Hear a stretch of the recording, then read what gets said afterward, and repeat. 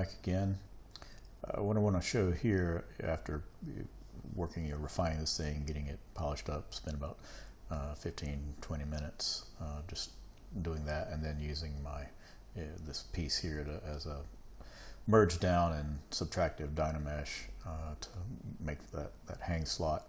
So what I want to show is how to, say, cut this thing into two separate subtools using the slice curve brush. So I'm going to get around to the side here. I want to turn polyframe on and hold Control Shift, and you can see I already have it, but it's the slice curve there. And I want to make sure my Dynamesh is on, and I want to make sure that groups is turned on for when I Dynamesh this, because what's going to happen is the as you'll see here, I'm going to make my cut in. So let's see, let's try about right there. Let's move it just a little bit. Yeah, there's good.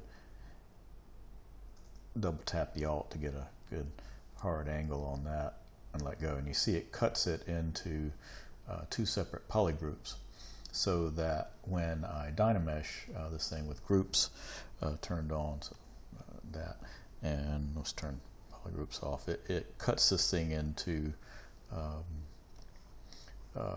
different polygroups, so that when I come up to split up here and click on groups split, and that's undoable, so you'll want to probably save this out before you do it, or make duplicates of your some of the subtools and say OK.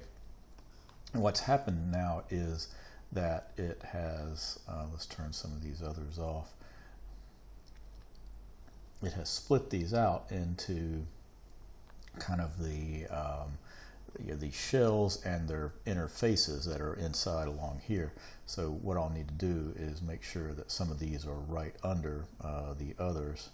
Let's move that one up. I think it's the one that goes to this. We'll have to turn it on and hide some of these others to see. Let's get a good look at that. Make sure it's not the other face. Yeah, that looks good. Normally it keeps them grouped pretty well. Let's turn this one on too and hide.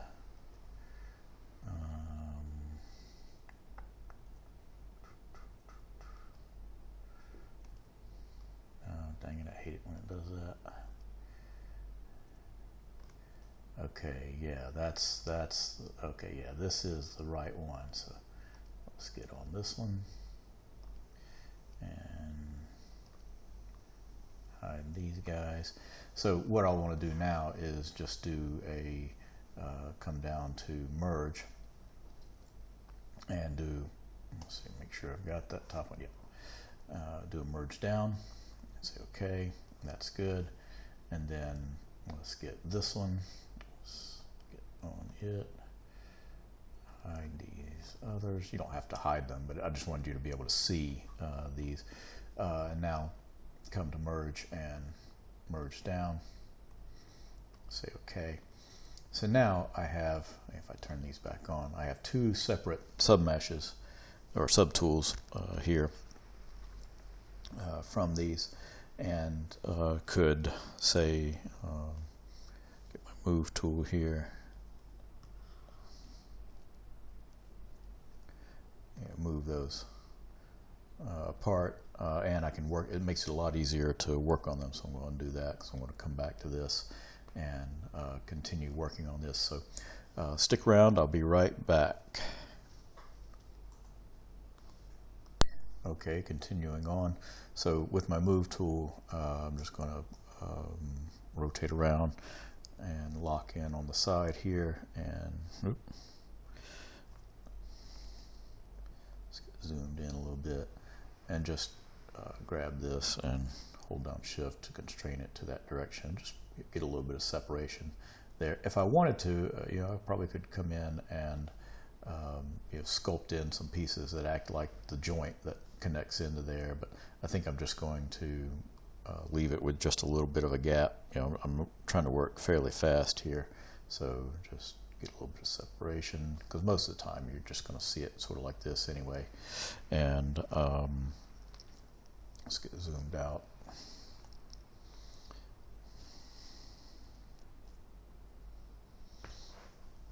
and let's see what a BPR looks like. Okay, that's looking good. Yeah, that looks fine. I just wanted to get a real quick cut across that thing, and to have two separate subtools makes it a lot easier to colorize these things. So to do that, what I'm going to do is, and for the materials and all that, what I showed last time was how to change a color, and you see now if I change color, everything gets that color. So I'll switch to my draw mode here. Let's make that cursor a lot smaller. And so come to color. Make sure your Z-Add's off and MRGB is on, and do all that. You have to fill each subtool that you want, and then come back and color them. But if you look in the Z plugin down here under, let's see, is it the, no, I'm trying to remember exactly where it is. Yeah, the subtool master. You see that has a fill here, so I can go ahead, click on that, and I want to tell it color and material. Say OK. Doesn't look like anything's changed, but now you'll note that if I change my color over here, or if I change, say, material in here, it does not affect those. But I can go in and let's make sure I've got, standard brush. Now I could go in and paint those on. So let's undo that, and the nice thing now is let's switch to, let's just get back to white here, and just something real basic here with that matte cap, and let's run that again. And that gets everything. See, it does all those visible subtools. So now I could let's come in, and I'm not going to do a lot on this, but say switch to a color, and let's see, is my symmetry is doing something very weird. Oh, I'm on that.